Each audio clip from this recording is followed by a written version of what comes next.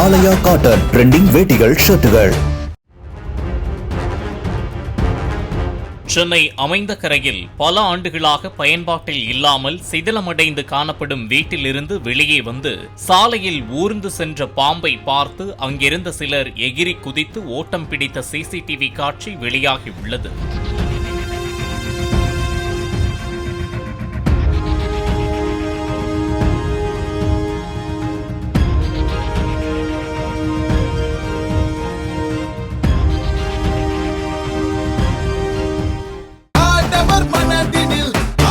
ஆலயா cotton trending வேட்டிகள் ஷர்ட்டுகள்.